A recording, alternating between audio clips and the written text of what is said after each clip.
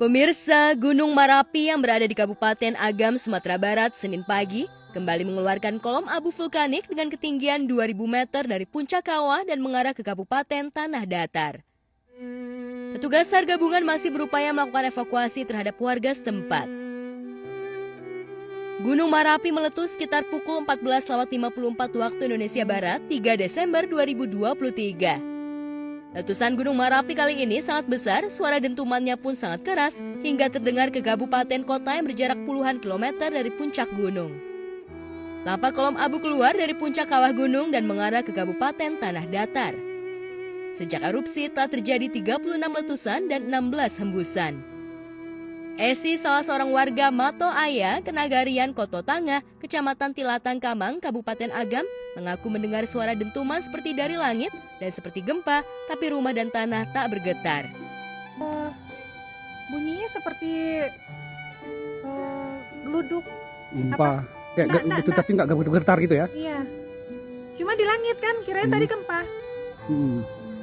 Tanggal 3 Desember 2023 pukul 14.53 telah terjadi erupsi Gunung Api Marapi dengan ketinggian kolom maksimal tidak bisa teramati karena tertutup oleh awan. Namun info dari masyarakat dan wartawan ada hujan abu di sekitaran belakang Balok, berarti sampai ke radius 10 km hujan abu, dan ada hujan material krekel itu di daerah Lasi.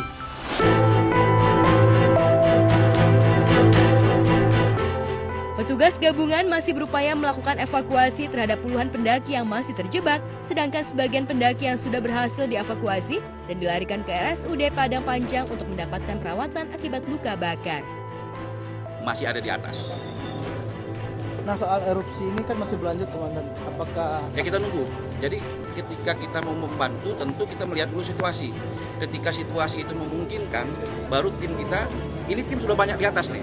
Tidak, dia menunggu ketika dia aman, erupsi sudah mulai reda, baru mereka akan naik lagi mencari lagi. Ada beberapa juga korban dalam kondisi selamat yang menunggu ketika dia erupsinya sudah nggak ada lagi, baru mereka kita turunkan. Seperti itu. Sementara itu, seorang pendaki korban terjebak erupsi Gunung Marapi di Sumatera Barat berhasil dievakuasi dan mendapat perawatan intensif di rumah sakit dengan kondisi luka bakar 45%. Ibu, tolong Ibu keadaan Ibu sekarang.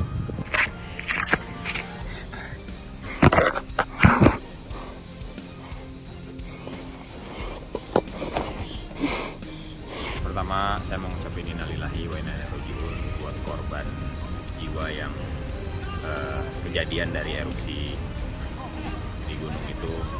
Saya sendiri bingung kenapa diizinkan atau dibolehkan gitu untuk naik ketika memang dari pengawas di situ itu harusnya kan mungkin udah ada warning, udah tahu gitu loh, ini sedang dalam kondisi yang tidak baik-baik saja, sehingga untuk pendaki dan lain sebagainya dilarang melakukan kegiatan ke atas gitu untuk mencegah. Nah, saya nggak tahu apakah memang ini juga, kita kan juga nggak pernah tahu, musibah itu kan dadakan.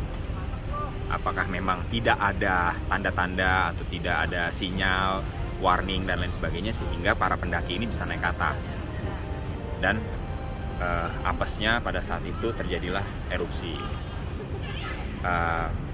Memang ada yang selamat juga sekarang. Ya, tapi alhamdulillah juga kan memang ada beberapa yang bisa dievakuasi. Iya, Zapira, ya sebelumnya saya pengen mengucapkan bela sungkawa ya untuk keluarga Zapira yang ditinggalkan. Semoga untuk keluarga semuanya tabah menghadapinya dan juga ikhlas ya untuk yang ditinggalkan semuanya, keluarga Zapira. Saya pengen mengingatkan sedikit sih untuk kepada yang pendaki ya, terutama saya juga suka mendaki ya. Sebaiknya sih sebelum mendaki lebih baik lebih pahami dulu ya untuk cuaca ataupun untuk dari medan gimana ya kan, kalau misalnya sekiranya gunung ini kan gunung meletus ya, gunung erupsi ya. Sebaiknya sih dipertanyakan dulu kali ya kepada pihak yang setempat, mungkin kalau misalnya ada kondisi gejala-gejala yang sekiranya yang tidak diinginkan dari gunung tersebut, sebaiknya di pending dulu kali ya.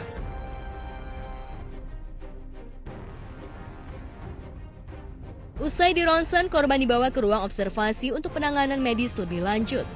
Korban warga Padang merupakan pendaki perempuan bernama Zafira Zahrin Febrina alias Evi, berhasil dievakuasi tim SAR gabungan ke rumah sakit Senin subuh.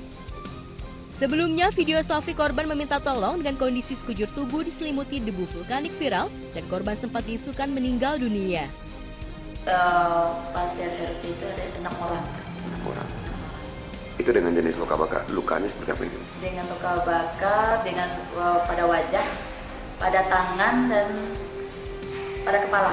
Ya. Itu persentase dari luka bakar yang mereka alami itu Pak? Lebih kurang 24%. 24%. Itu penanganan yang dilakukan oleh RSUD sendiri bagaimana sekarang?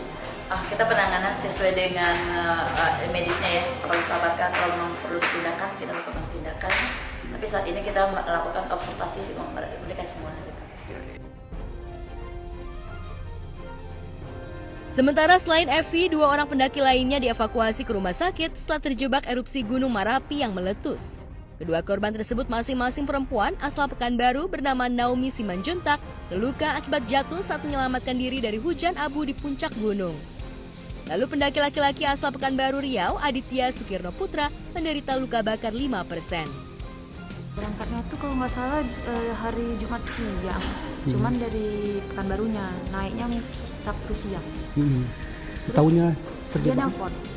nelfon saya di jam siang, jam 2. Mungkin setelah erupsi itu kan dia nelfon keluarga, minta tolong, minta bantuan, terus saya telepon lah orang-orang BKSDA semua.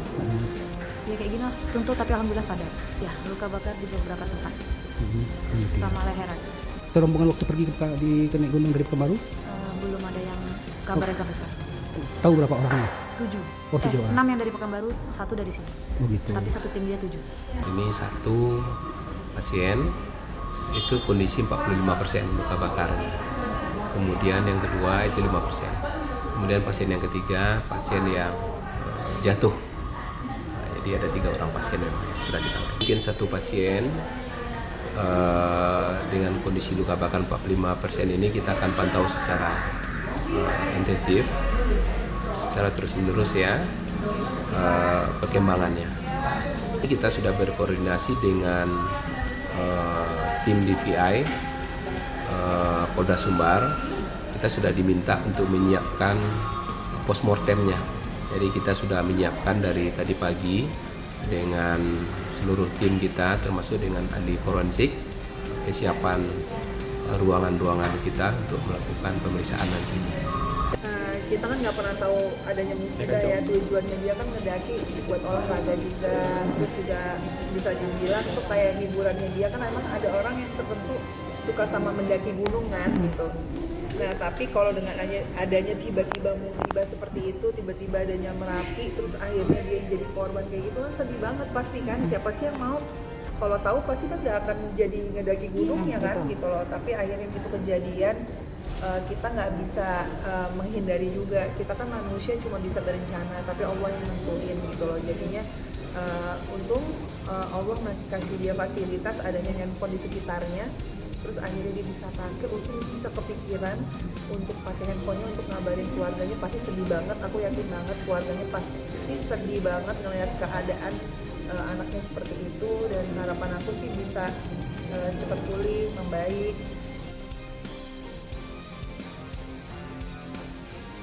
Tim gabungan masih terus melakukan pencarian 12 pendaki korban erupsi Gunung Marapi. Senin siang, tim menghentikan sementara operasi pencarian karena lokasi mengalami hujan abu. Erupsi Gunung Marapi di Sumatera Barat tersebut mengundang simpati dari sejumlah selebriti. Siapapun korban itu tuh turut berduka cita. Erupsi di mana? Merapi di Sumbar. Padang. Ya itu namanya juga bencana alam ya. Jadi memang kita nggak tahu lah itu kuasa Tuhan gitu, kuasa Allah kita. Jadi punya rencana tersendiri lah Tuhan kalau misalkan terjadi seperti itu gitu. Itu kan nggak mungkin kan gunung itu meletus dengan sendirinya kalau bukan kuasa Tuhan. Berduka cita atas pendaki-pendaki yang meninggal ataupun yang masih hidup tapi terluka gitu. Kita semoga sembuh dan mungkin BMKG atau pihak yang berwenang untuk mengecek ya kondisi gunung itu masih lebih diperhatikan, akurat. Dia ada gejala-gejala ada erupsi kah atau nggak, cuma dia kalau misalkan ada gejala erupsi tapi pendaki masih dibolehin naik kan bahaya kok. Ya ini kejadiannya kayak gini gitu. Gue sebagai pendaki juga yang suka naik gunung juga ya sangat apa ya, miris lah. Nggak, ya mungkin karena keterbatasan nggak ada info atau apa, jadi naik tiba-tiba erupsi. Kan gunung erupsi itu pasti ada gejala, sebelumnya itu pasti ada gejala, dan yang itu mesti dideteksi. Kalau misalkan memang ada gejala untuk pergeseran atau kayak gejala mau erupsi, ya sebaiknya ditutup jalur pendakian itu ditutup. Sementara itu, menurut data terbaru yang dikeluarkan BNPB Pusat, sebanyak 11 pendaki Gunung Merapi di Sumatera Barat ditemukan tewas pasca erupsi yang terjadi pada Minggu 3 Desember 2023. Ya, dapat kami update laporan erupsi Gunung Merapi di Kabupaten Agam dan Kabupaten Tanah Datar. Jumlah survivor saat ini sudah mencapai 75 orang yang sudah terdata di posko, dan 49 sudah terevakuasi dengan selamat. Sebagian sudah kembali ke rumah dan sebagian di 2 rumah sakit, yaitu di Padang Panjang dan di Bukit Tinggi.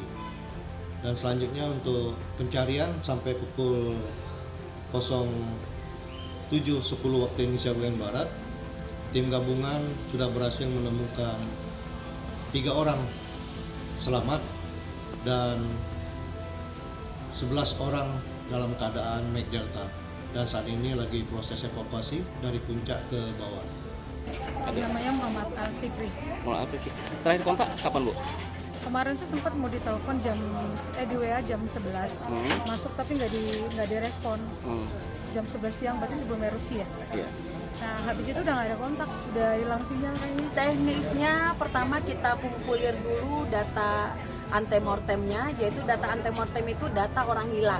Nah, dari pihak keluarga nanti kita tanya apa ciri-ciri khas dari korban, kemudian nanti kita cocokkan di posko postmortemnya di Rumah Sakit Amak Mutar.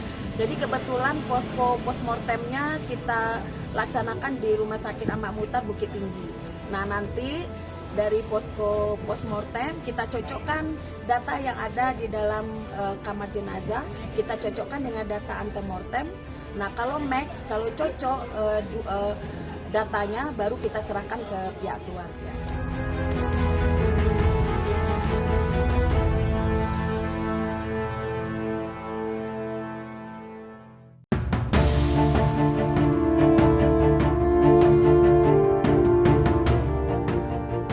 Sementara itu, di waktu hampir bersamaan, Gunung Merapi di perbatasan kota Yogyakarta dan Jawa Tengah kembali menunjukkan aktivitas vulkanik pada Jumat malam.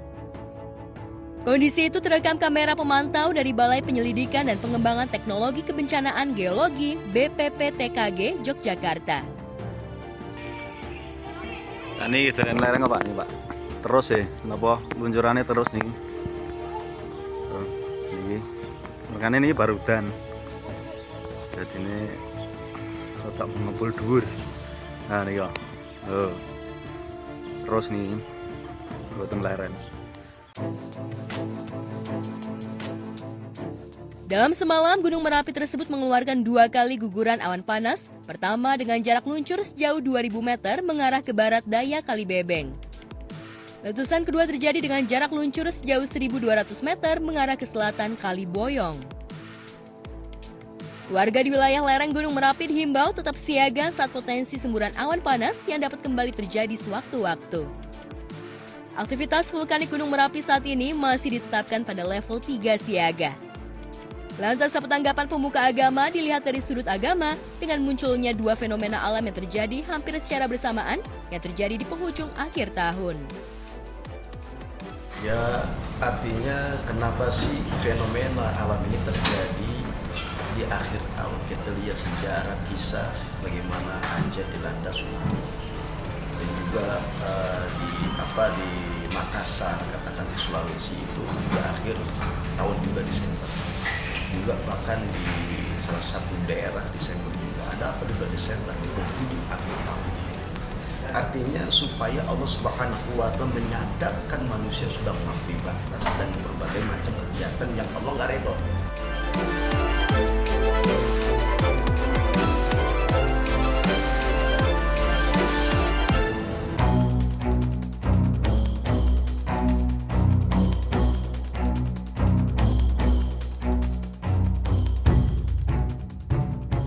Berdalih ke kasus hukum, usai berdamai, pihak Rinoa Aurora akhirnya mencabut laporan kasus dugaan penganiayaan yang dilakukan Leon Dozan. Didampingi ibundanya dan Betaria Sonata, ibunda Leon, mereka mendatangi Polres Jakarta Pusat untuk mencabut laporan terhadap Leon Dozan pada 8 November 2023 lalu.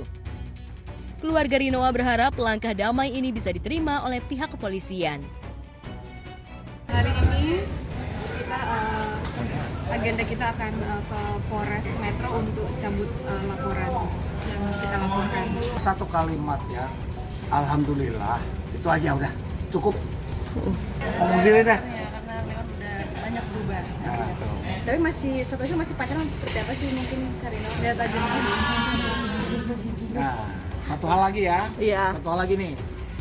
Ini mau nyambung sama Leon atau enggak itu terserah mereka, aku nggak ikut campur.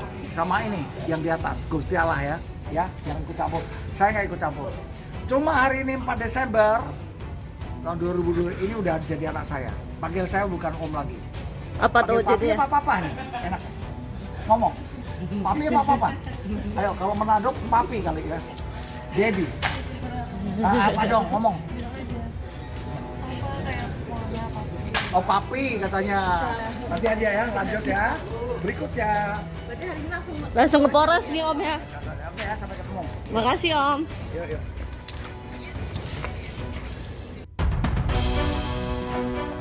Pihak Rinoa pun menunjukkan bukti pencabutan laporannya saat ini sedang berproses di kepolisian. Keluarga Rinoa berharap langkah damai ini bisa diterima oleh pihak kepolisian. Lantas apa tanggapan pihak kepolisian atas pencabutan laporan yang dibuat pihak Rinoa itu? Apa dikatakan? Nanti lanjut ya. Apa karena ada perdamaian yang mungkin ada Apa yang membuatkan? Atau seperti apa sih Rinoa mungkin? Nggak tahu lah. Berarti bukan Urusan adanya itu dibayar di bawah tante ya? Pelan-pelan. urusan mereka lah. Kita kronologi, urusan apa-apa itu urusan wewenang kepolisian lah. Kita nggak tahu. Yang penting kitanya udah bagus. Kedua belah pihak keluarga berharap kepolisian mengabulkan pencabutan laporan yang diajukan Rinoa terhadap Leon. Sementara itu Rinoa melihat kalau mantan kekasihnya itu telah berjanji akan berubah dan menunjukkan itikat baiknya untuk berubah ke arah lebih baik lagi. Sementara itu pihak Leon Dozan juga mengajukan restoratif justice atas laporan yang dibuat Rinoa beberapa waktu lalu. Lantas benarkah prosedur pencabutan laporan Rinoa telah memenuhi syarat material dan formil antara pelapor dan terlapor walau sudah ada kata damai? Untuk merubah semuanya 180 derajat, dia bilang ingin merubah semuanya yang tidak baik yang pernah dia lakukan. Sementara itu, jika konflik Rinoa dan Leon sudah berakhir damai dengan diikuti pencabutan laporan di kepolisian, lantas bagaimana pula nasib Leon dalam kasus penghinaan terhadap institusi kepolisian yang dilakukan Leon bersama dengan dugaan penganiayaan yang dilakukan putra sulung Willy Dozan dan Betaria Sonata itu. Sementara itu, semburat wajah bahagia terpancar jelas di wajah Betaria Sonata. Ya, penyanyi era 90-an itu merasa senang atas tercapainya kesepakatan damai dengan pihak Rinoa. Perlu waktu lama bagi mantan istri Willy Dozan itu untuk bisa berdamai dengan Rinoa. Ia bahkan sampai sujud di kaki Rinoa untuk memohon permintaan maaf atas perilaku Leon putranya kepada mantan kekasihnya itu. Anaknya sekarang baik-baik, alhamdulillah sehat. Namanya ada di dalam gitu kan pasti dia agak sedikit was-was. Nggak apa-apa lah, tapi biasa. Ambil semuanya kan ambil hikmah. Ini jalan Allah.